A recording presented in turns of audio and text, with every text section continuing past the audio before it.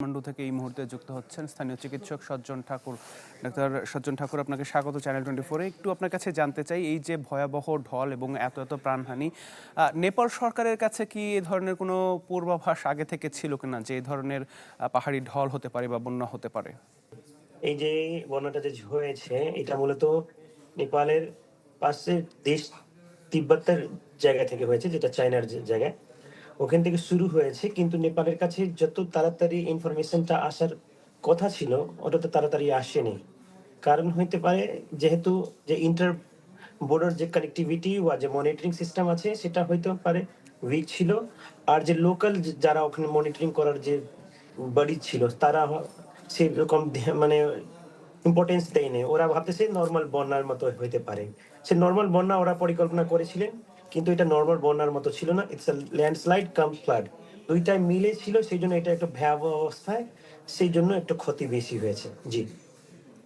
আর এই যে এত মানুষ নিহত হয়েছেন, অনেকে এখনো নিখোঁজ রয়েছেন, নিখোঁজ যারা রয়েছেন তাদেরকে উদ্ধারের বিষয়ে সরকারের আসলে সক্ষমতা কতটুকু রয়েছে? তারা আমি কি বলি আসলে আপনাকে যে যথেষ্ট সক্ষম কিনা এই উদ্ধার তৎপরতার বিষয়ে? সরকার যথেষ্ট সক্ষম, কারণ হচ্ছে ক্ষমতায় আছে। কিন্তু এটা একটা যে আমি বলে দিই যে নেপাল দেশ এটা মানে ল্যান্ড লকড কান্ট্রি, এটা পাহাড়ের মধ্যে দেশ। পাহাড়ের যে জিওগ্রাফিক কন্ডিশন আছে সেই জন্য অনেক জায়গায় হেলিকপ্টার ল্যান্ডিং করার খুবই কঠিন হয়। সেজন্য রেস্কিউতে একটু সমস্যা হয়।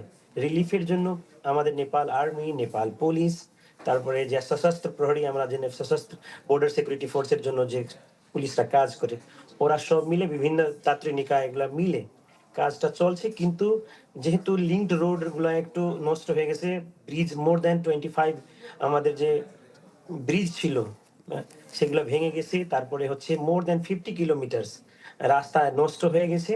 ট্রান্সপোর্টেশনের জন্য একটু সমস্যা। সেই ক্ষেত্রে একটু হলেও ক্ষমতা থাকলেও রেস্কিউ আর রিলিফে একটু সমস্যা হচ্ছে। একটু জি। চ্যালেঞ্জিং হচ্ছে ব্যাপারটা। অনেক রাষ্ট্র, বিদেশি রাষ্ট্র আসলে সহায়তার কথা বলেছে এরই মধ্যে। তারা কি আসলে যুক্ত হয়েছে এই উদ্ধার তৎপরতায়? জি, এই মধ্যে ভারতের ২ টা বিমান আসছে। ওরা রেস্কিউর সব মানে রিলিফের যে মেটেরিয়ালস গুলা থাকে ক্যাম্পের জন্য, ঔষধ, বিভিন্ন পরিমাণের খাবার জিনিসগুলা নিয়ে ভারতে আসছে। এর মধ্যে এডিবি, এশিয়ান ডেভেলপমেন্ট ব্যাংক কিছু টাকা অবশ্যই তেনারা বিনিয়োজন করেছেন। তারপরে আমি বিভিন্ন চায়না, তারপরে নিউজিল্যান্ড এগুলো দেশ নিজেকে আগে রাখছে, বলছে আমরা যতটুকু পারবো করব। আবারও এ জি। ধরনের পাহাড়ি ঢলের বা বন্যার পূর্বাভাস এর মধ্যে দেয়া হয়েছে কাঠমান্ডুর পক্ষ থেকে। দ্বিতীয় বা তৃতীয় আবারও এ ধরনের ঢল বা বন্যা হতে পারে। এমন পূর্বাভাসের আসলে কারণ কি?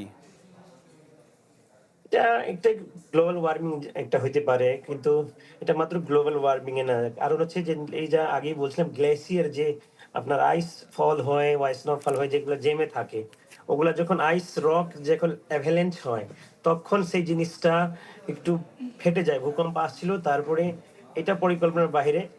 সেই জন্য এটা এই বলারও উচিত না যে এটা হবে না। আবার কিন্তু হওয়ার এই চাইনা গভর্নমেন্ট তারা ইনফরমেশন দিয়েছে যে এটা হওয়ার চান্স আছে। মোটামুটি 2000 মেগাটন পানি এখনো জমে আছে বলছে।